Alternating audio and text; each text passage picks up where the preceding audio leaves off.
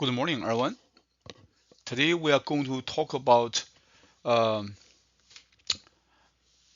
material science review, and this semester is almost over, and now I want to review this material science so you can have a whole picture of what this material science talks about and the topics, important knowledge points. Because so this is a review is very long, so I'm going to use 2 class sessions to finish this review. Today is our first session, and as I said, objectives for this class and also the following class will be review what we have learned and to prepare for final exams. So introduction to material science. And material science involves investigating the relationships that exhibit between the structures and the properties of materials. And materials engineering, and so this is designing and engineering the structure of a material and to produce a predetermined set of properties on the basis of the structure property correlations. So structures, we have atomic level, atoms or molecules, and macroscopic level along with microscopic level. So microscopic and macroscopic, and the pronunciation for these 2 words are very close. Also, when I talk about this one, I talk microscopic. I always use my palms to show you a small thing. When I talk about microscopic, I always use also my 2 hands to show you a bigger thing. Then we talk about properties. A property is a material trait in terms of the kind and magnitude of response to a specific imposed stimulus. For example, mechanical properties, electrical properties, thermal properties, magnetic properties, optical properties, and deteriorative properties.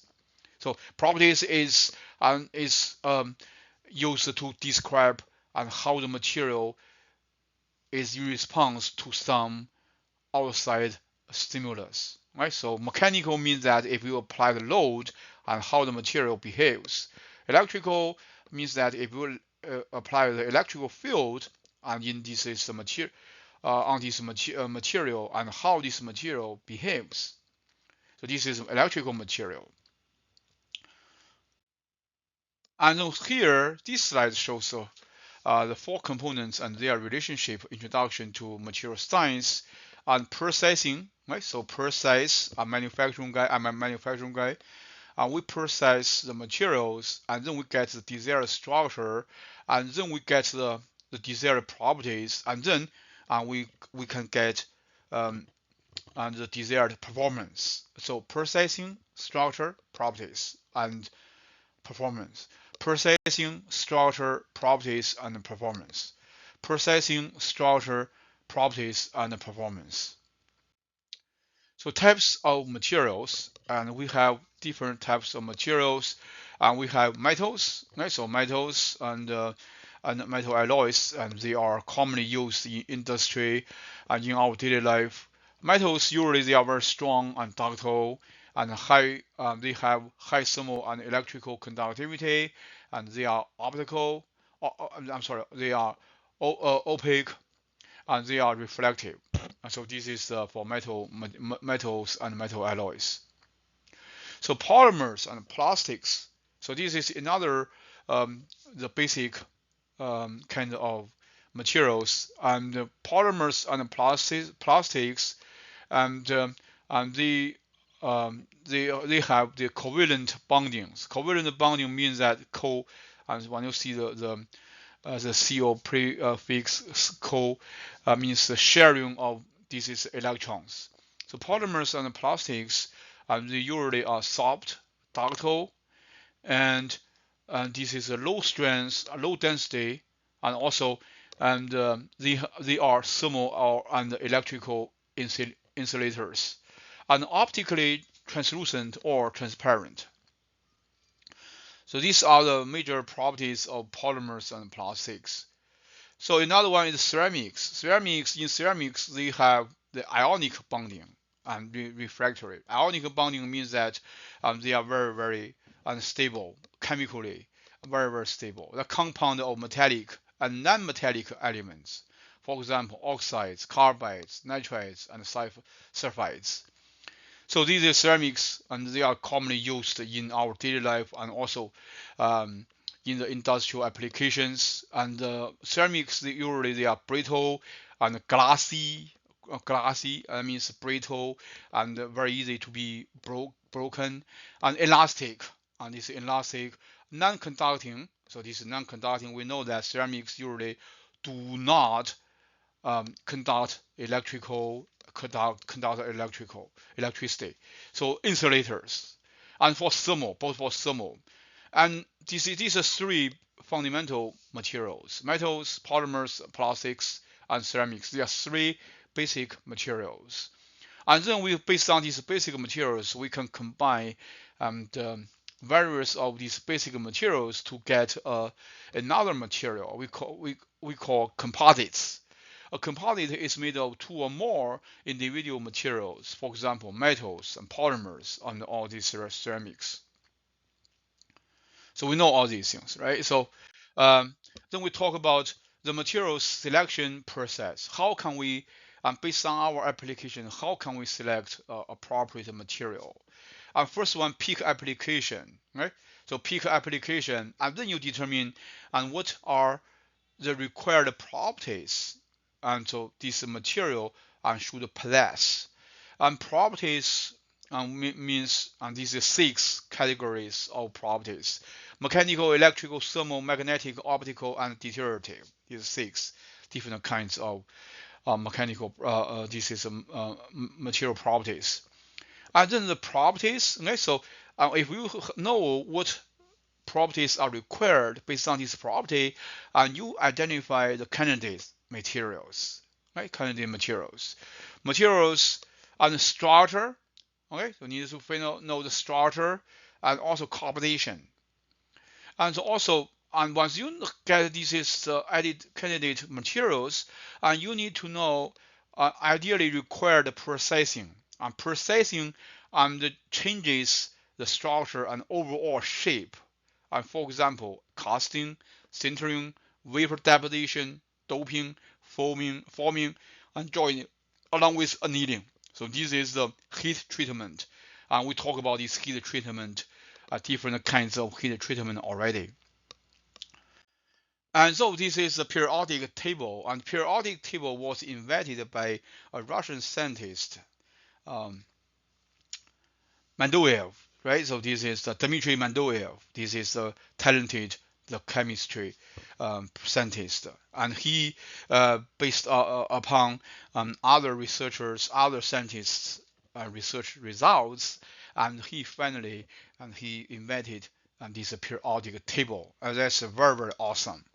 And for this periodic table, the columns they usually have similar valence structure. And valence structure means that how many electrons you have at this outer layer of this orbital of your nucleus. And so this one, the valence is the most important thing that determines the chemical property of this material.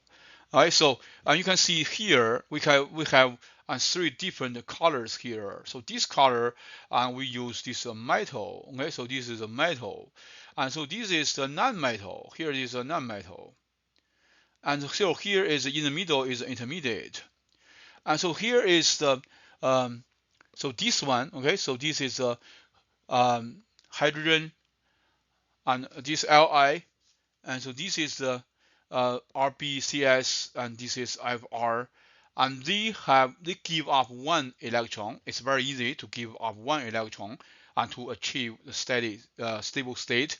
And also here, and so they have they are inert gases because they are stable, right? They are stable already.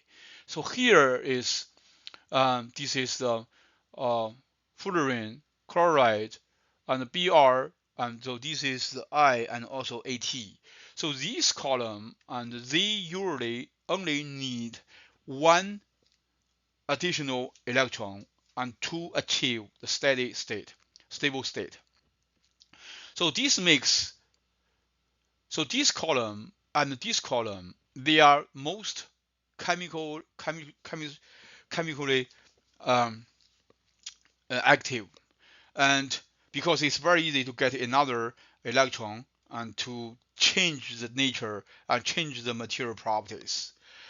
So here is electron positive elements. We call this electron positive elements. They are ready to give up electrons to become positive ions. Positive ion. And here is electronegative elements readily acquire these electrons to become a negative ion. So this is negative ion and positive ion. A positive ion we call cation, and this negative ion we call ion. And any questions regarding this slide? So I want to say here, and they need to give up 2 electrons, and 3, 4, and so on and so forth. And here, so they need to acquire 1. So this column, they need to acquire 2 electrons in order to achieve the stable state. And so this is and helium. This is NeAr argon. This Kr Xe or this Rn. So this is called inert gases. Okay, so you know these inert gases. And so we talk about ionic bonding. I just talk about ionic bonding. Ionic bonding means that this occurs between the positive and the negative ions, and it requires electron transfer from one to another.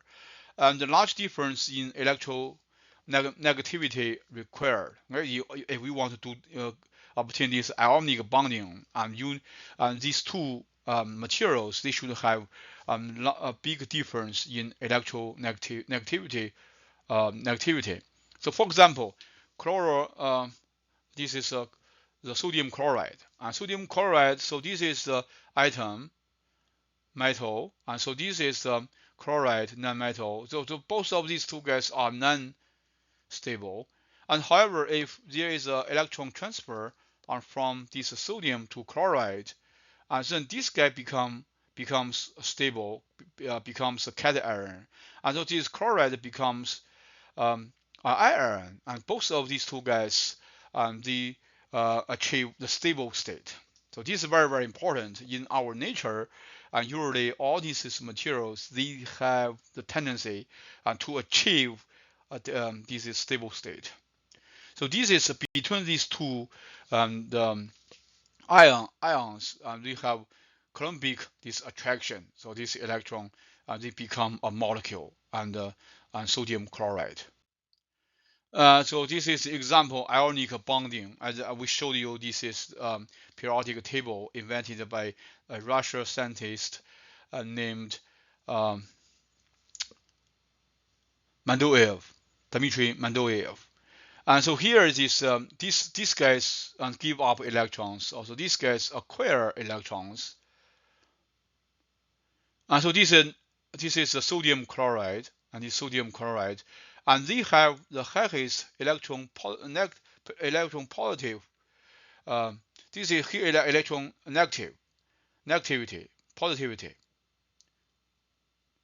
So this is magnesium oxide, MgO. So this is they need needs to give up 2 electrons, and then this oxide oxygen needs to acquire 2 electrons in order to achieve the stable state.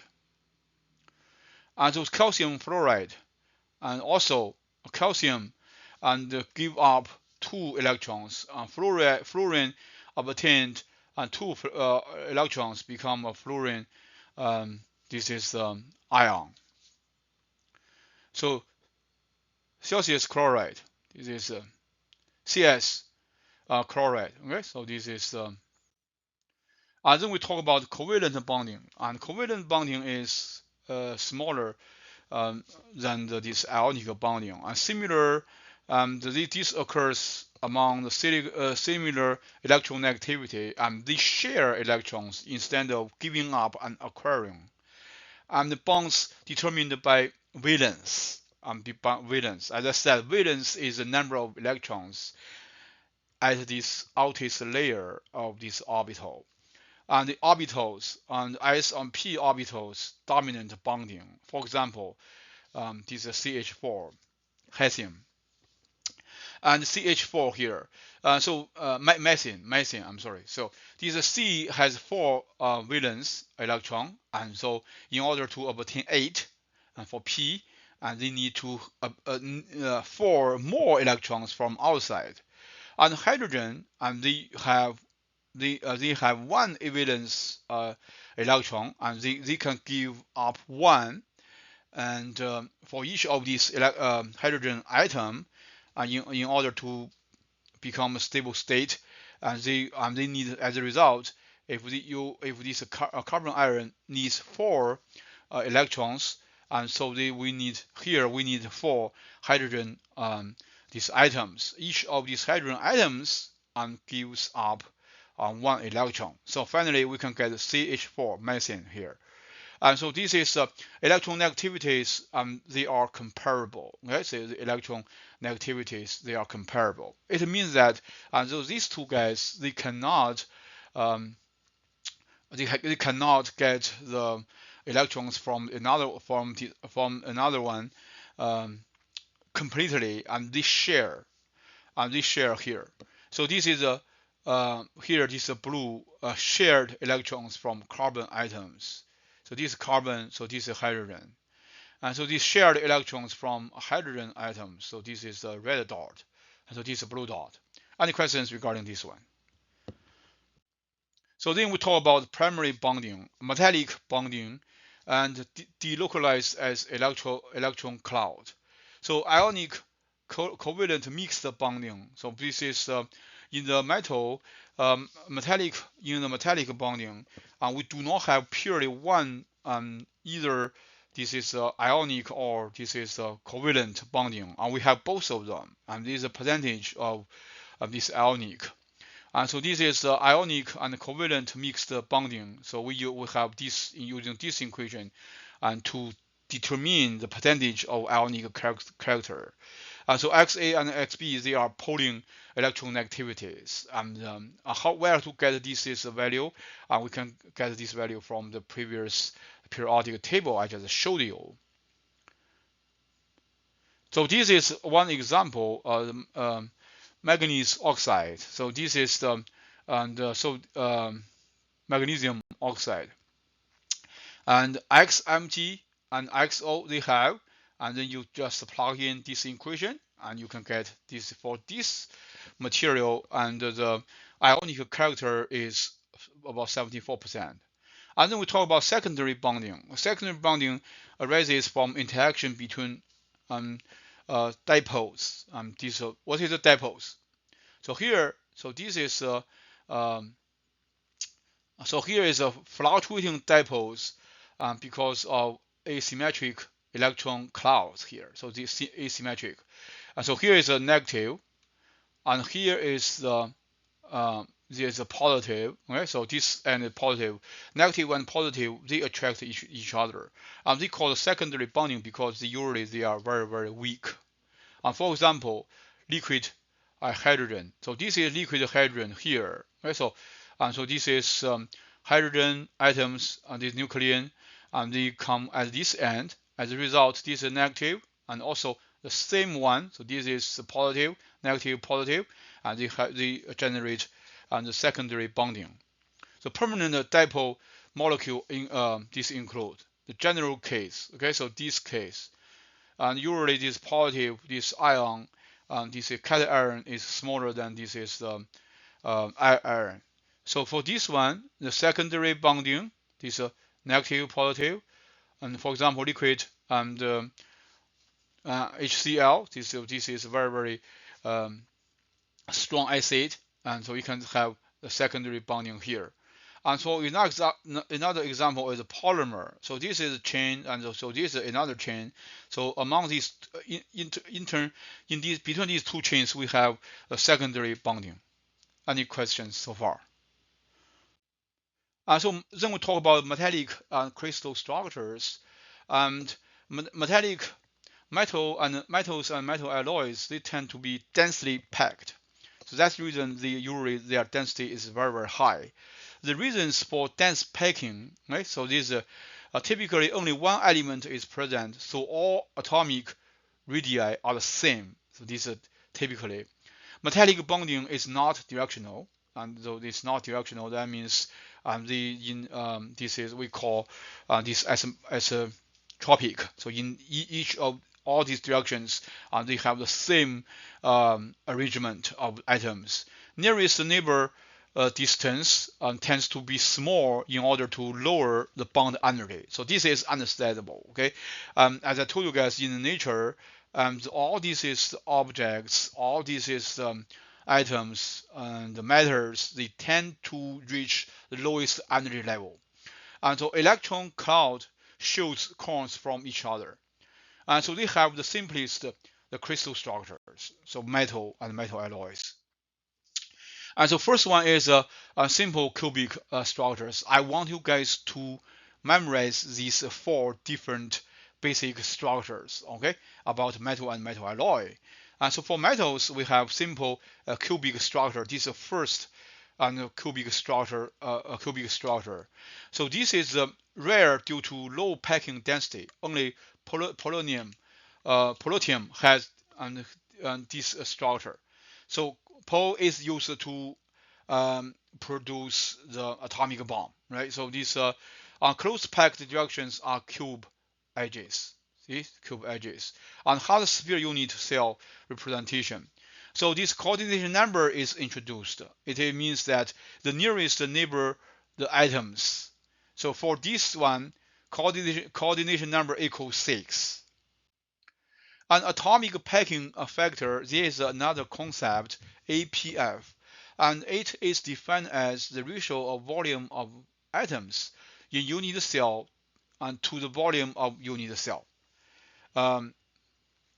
So assume hard sphere. Okay, so assume hard sphere. And for simple cubic structure, we got this one is 0.52.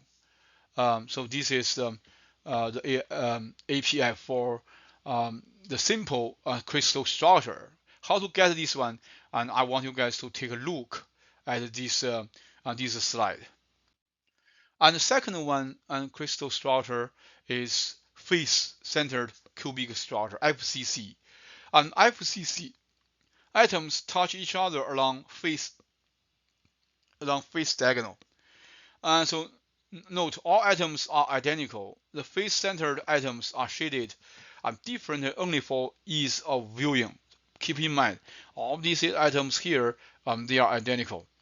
So for example, aluminum, copper, this gold, Pb, Ni, and Pt, along with Ag silver, and so they possess FCC crystal structure, right? And so for this crystal structure, the coordination number equals 12. And how to calculate this? I use this. How to just this is APF. Okay, so this is APF, and we can calculate and how this APF.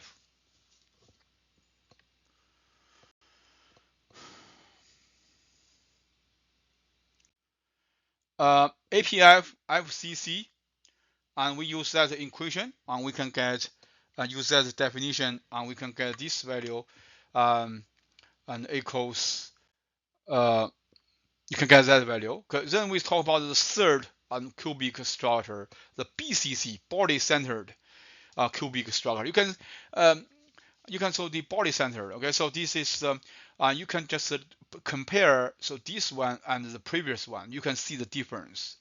So for this example, we have Cr tungsten along with iron, alpha iron, tantalum, and molybdenum. and they have the coordination number that equals 8. And how to calculate this one? How to calculate within this unit cell, how to calculate the atoms? You can use this equation.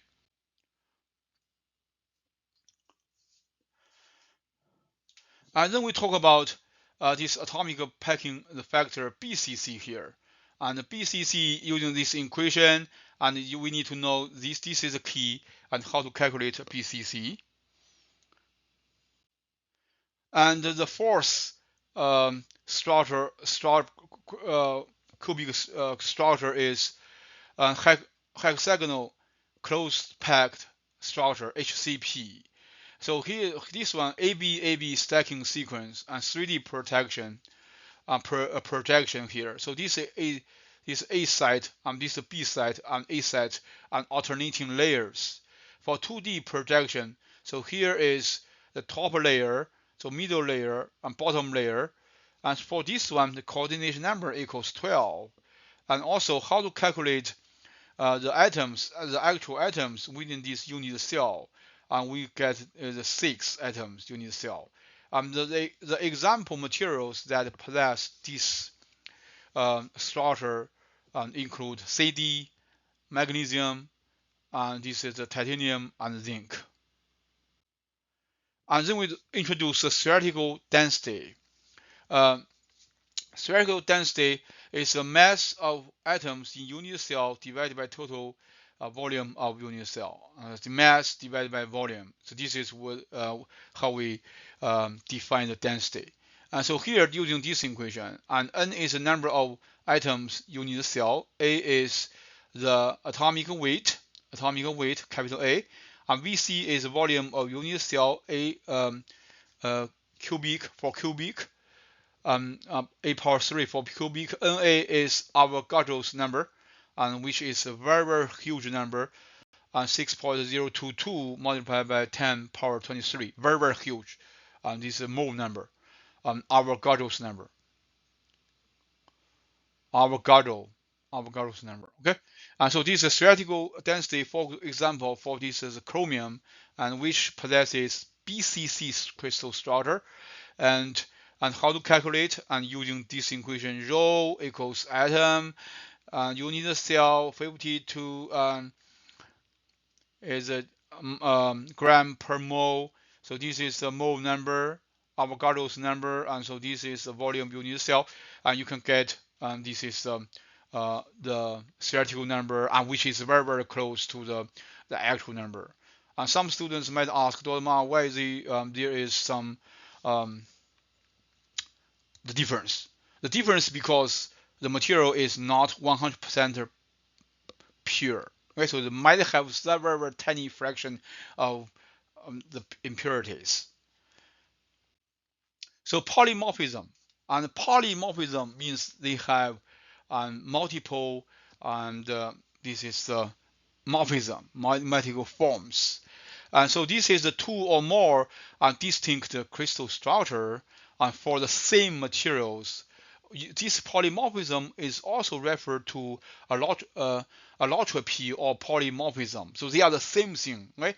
Allotropy or polymorphism. And for example, what does that mean? It means that the titanium is a material, and this material has two different phases, and these two different phases, alpha and beta. The carbon have, and this is here we listed two, diamond and graphite, and also we have this is the nanotube, carbon nanotube is called the third one, and also the fullerene, like a Stalker, which have C60, and it have 60 atoms to form a Stalker ball. We call diamond, graphite, fullerene, along with this nanotube, carbon nanotube, and they have carbon has 4 different polymorphism. So also there's iron system, iron and the liquid, and then they have BCC, FCC, and BCC. So for different, so this delta iron, this gamma iron, so this alpha iron. So these are 3 guys, and they have different structure, microstructure, but they are from the same material. Keep in mind, allotropy or this polymorphism, they are talking about a material that has multiple different microstructures. So allotropy and polymorphism. And by the way, polymorphism is also a very, very popular, important concept and in the computer science, when especially object-oriented the programming. For example, C++, we also have this concept polymorphism. That polymorphism is different from this polymorphism. This polymorphism is about the material.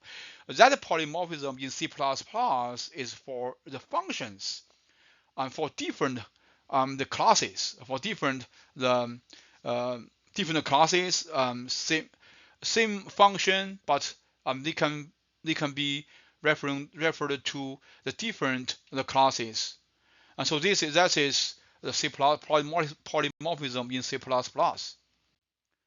And then we call the crystal structure, and we just talk about the 4 different cubic the crystal structures for metals, and then we have other different crystal structures. For the unit cell, we talk about this one, okay?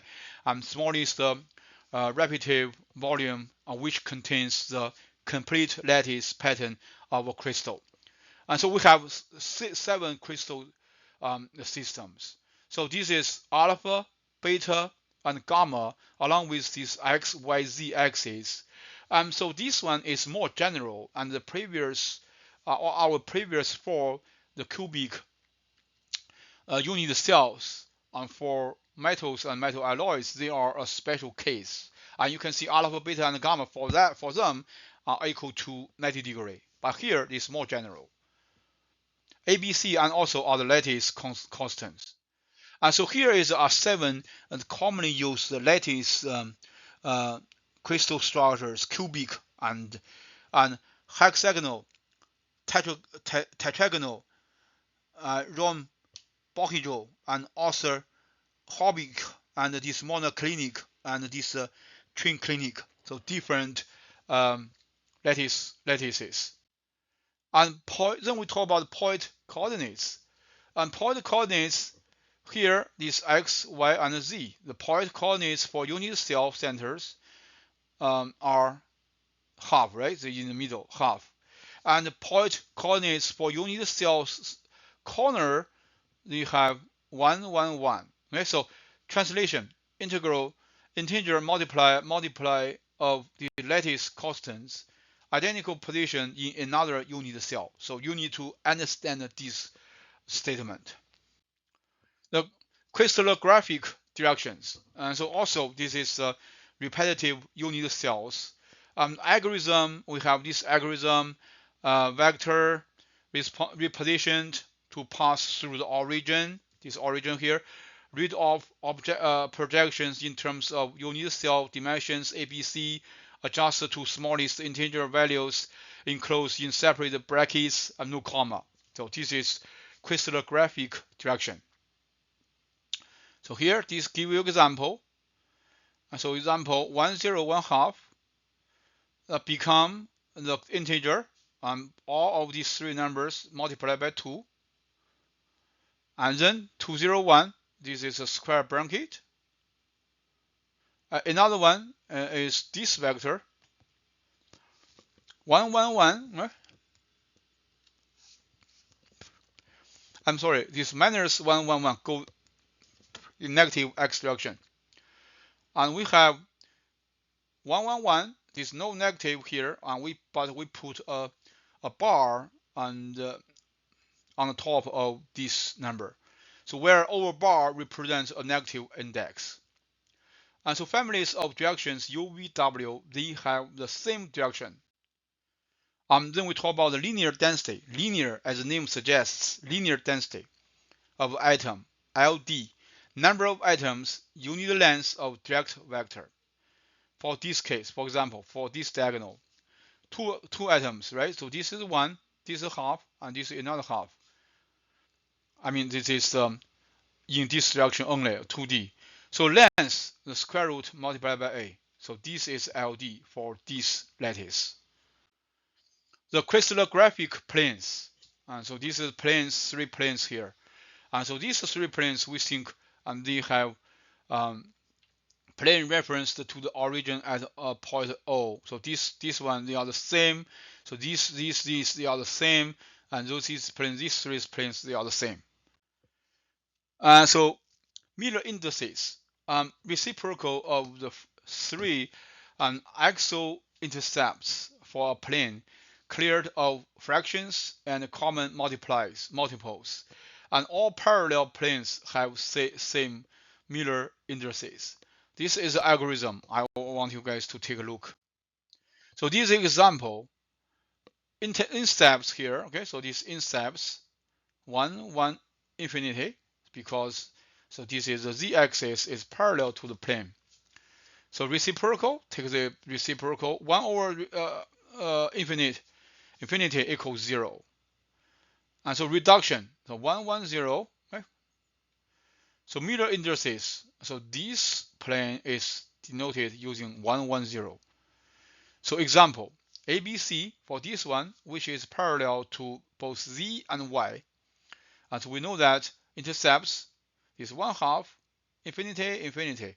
And then we take the reciprocals. We have 2, 0, 0.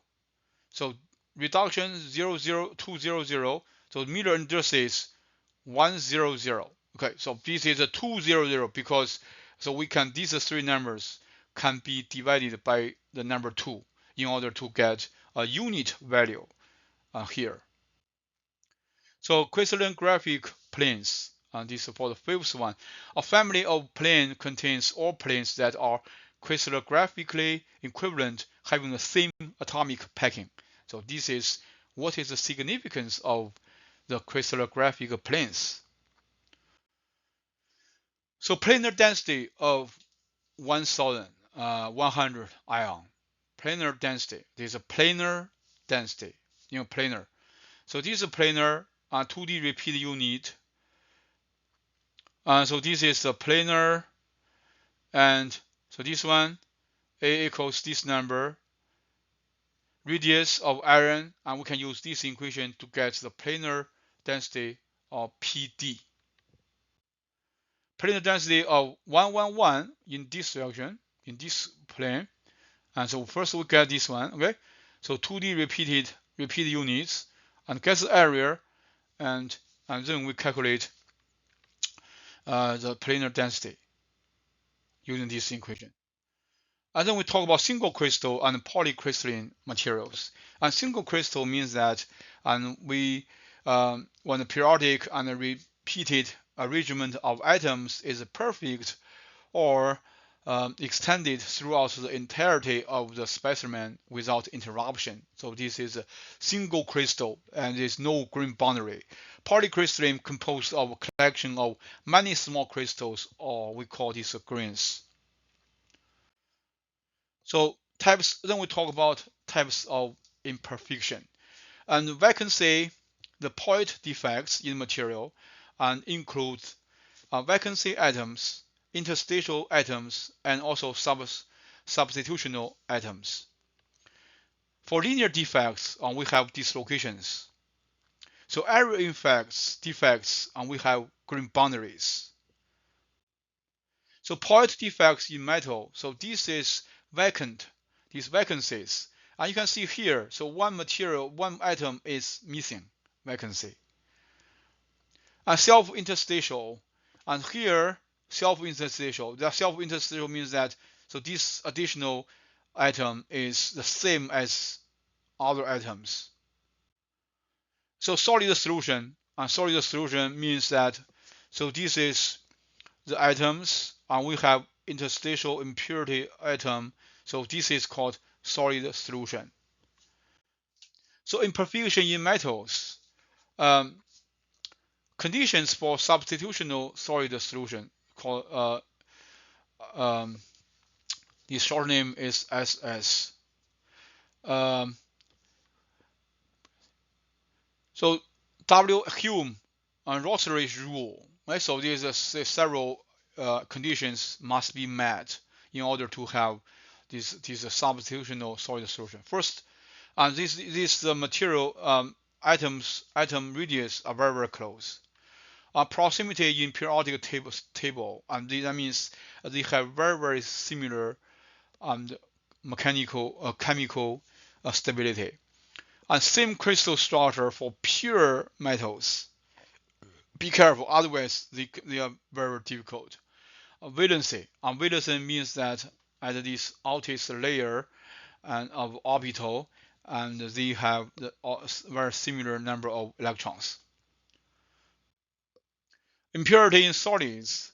A specification of composition weight percent. So this is the mass component 1. And so this is M1 plus M2. This is weight percent, atom percent. And so this number of moles of component. And we use this equation. Imperfections in solids. We have linear defects, dislocations, edge dislocation, and screw dislocation. And we also have the concept of Burger's vector B, measure of lattice distortion.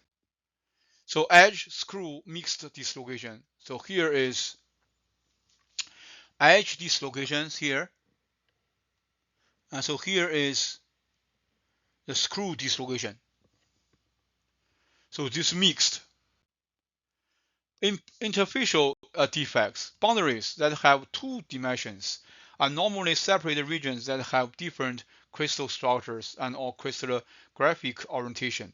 And these include external surface, grain boundaries, and phase boundaries, along with the twin boundaries. And then we talk about processing using diffusion. So this slide is very important. It talks about heat treatment, the procedure called case hardening. Okay?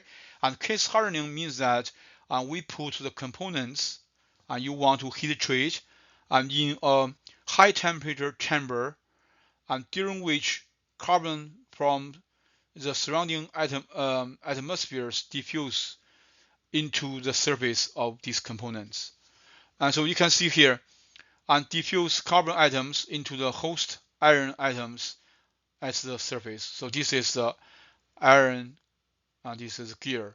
Example of interstitial diffusion is a case hardening gear. The results on what benefits we can get if we heat treat case harden this material. So first one, the presence of carbon iron atoms on the surface, ion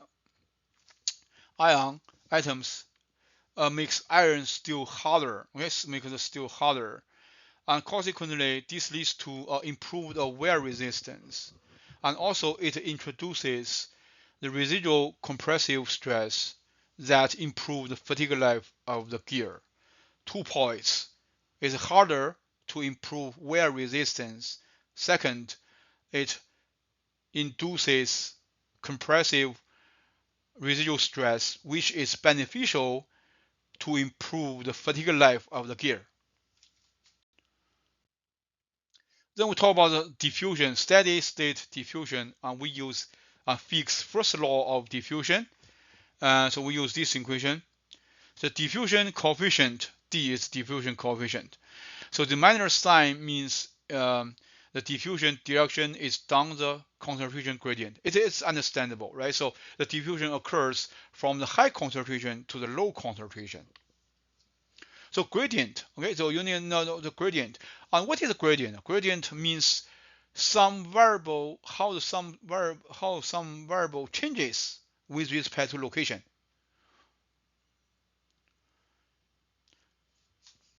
A non-steady state diffusion, and we use the Fick's second law. We use this one. And so this is example we illustrated, and you can just take a look. So this error function table, and so this table, you don't need to memorize the table, but you need to know how to use it. The hardening, okay, so we talk about hardening. Increase in Cy and yield strength due to plastic deformation. So this is a small hardening, so this is a large hardening, right? So curve fit to the stress strain response. And we use this one, sigma t equals k epsilon t, and this t here means true stress, and t here means the true strain. The hardening exponent n equals 0.15 some steels to 0.5 some coppers. So deformation mechanisms. So deformation mechanism, slip plane, and dislocation, and slip system. And slip, the process by which plastic deformation is produced by dislocation motion. And slip plane, and the crystallographic plane along with the dislocation line transverses. So dislocation do not move with the same degree of ease on all crystallographic planes or atoms and in all crystallographic directions. Keep in mind. So slip system, combination of slip plane and slip directions. Slip plane and slip directions. So deformation mechanism. Right? So this is this one. And so deformation mechanism, different metals, and they have different slip planes, they have different slip directions, they have different slip systems. The more slip systems you have, the more ductile your material is. Keep in mind. So mechanism of strengthening in metals, and we talk about and what is the strengthening of metals. So microscopic plastic deformation corresponds to the motion of large number of dislocation. So the ability of a metal to plastically deform depends on the ability of dislocation to move. Do you guys agree?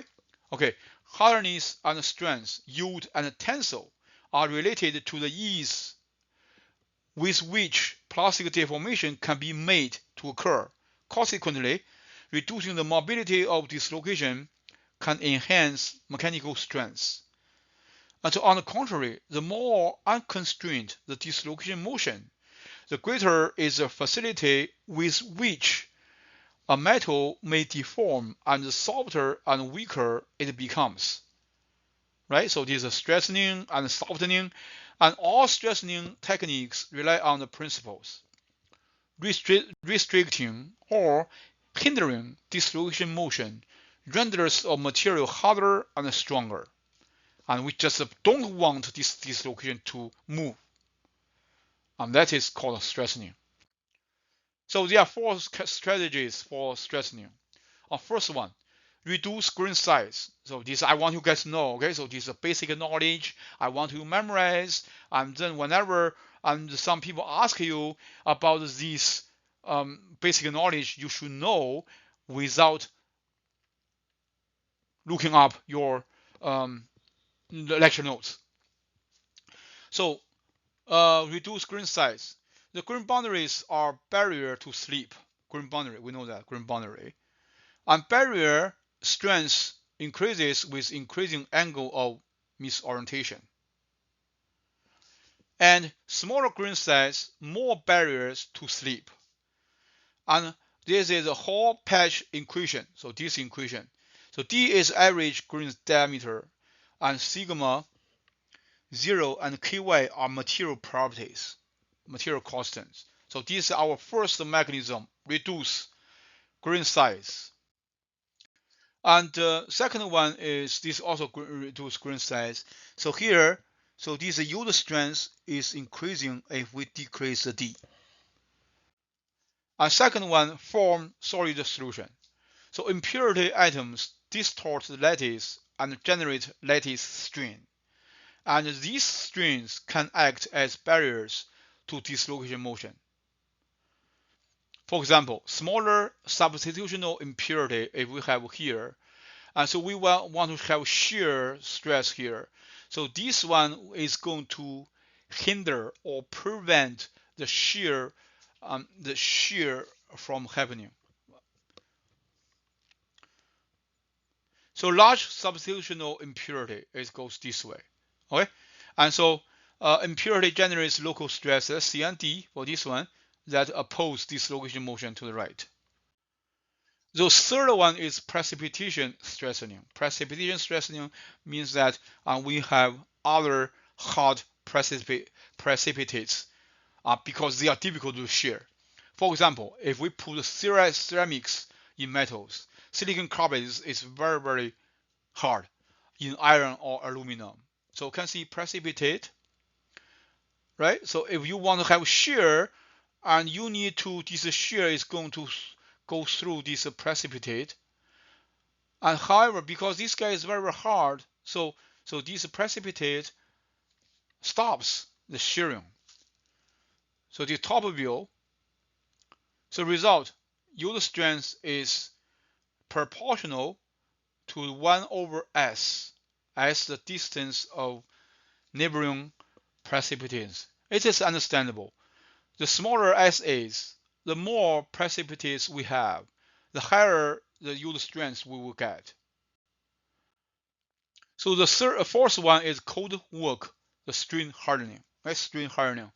And we know, and the strain hardening deformation at room temperature for most metals, the common forming operation reduces the cross-sectional area.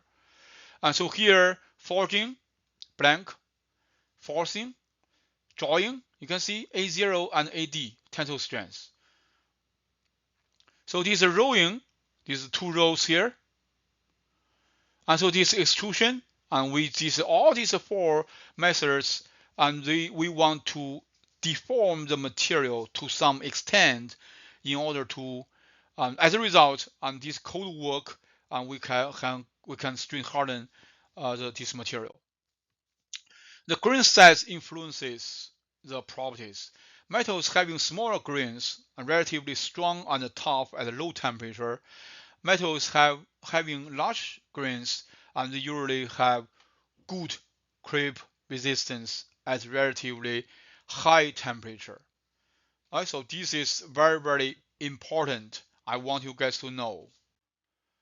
The ductile to brittle transition, ductile to brittle transition temperature, ductile to brittle transition temperature. So here, low strength metal, and so this low strength steel BCC, this is brittle, this is more ductile, and you can see the temperature at a given point, and so this is the impact energy decreases substantially. Right? So this figure can explain to some extent why the Titanic tragedy occurs. So at that time, the big the ship vessel was sailing in the frozen water, icy water in the North Atlantic Ocean, and because of the low temperature and the material of this is the vessel became very, very brittle. So when this vessel hit this iceberg, and instead of experiencing deformation, this material they break immediately. Okay, because at lower temperature, this is a metallic material. They possess the behavior like a brittle material, and so this is the tragedy. So this is at that time, many years ago, and people do not know this knowledge yet. And then we talk about another one is a crepe, and crepe is very, very important one. And at the very beginning, the first time people report crepe is when this the Boeing engineers and when they investigated the behavior of the engine components at high temperature, they found that, and even though the stress load did not change, but the strain keeps growing. And so this is very, very important, right? So you can imagine, and at a high temperature when this engine they are working, and because the high temperature and the strain keeps growing even though there is no additional load, and what will happen? So there's a large deformation. So this is sample deformation at a constant stress here. So this is a primary crepe slope, secondary crepe, and it's a tertiary crepe. So we have these primary, secondary, and tertiary. And by the way, guys, and whenever you see this temperature, this curve, and what comes into your mind? For me, when I see this curve, and the Paris law comes into my mind. And Paris law also have three regions, and this we call primary, secondary, and tertiary, right? So uh, so when you learn something, whenever you see something similar, and I would suggest that and you link this new material, new knowledge to the knowledge you already know, and then this can reinforce your understanding of this new knowledge. And temperature and dependence, and so time and creep strain.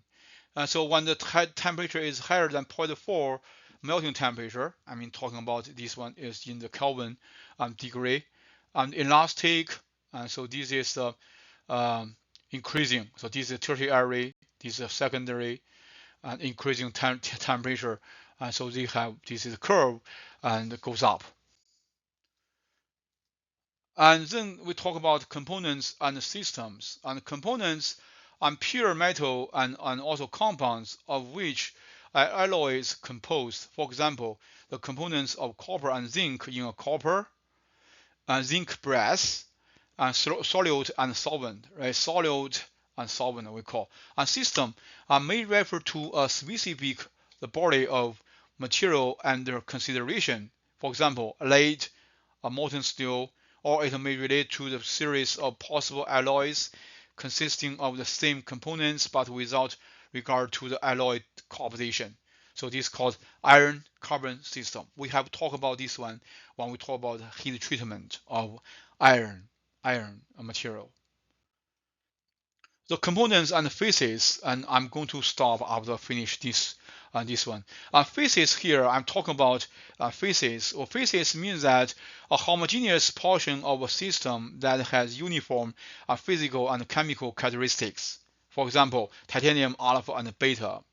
So when two phases are present in a system, it is not necessary that there be a difference in both physical and chemical properties. A disparity in one or other set of properties is sufficient.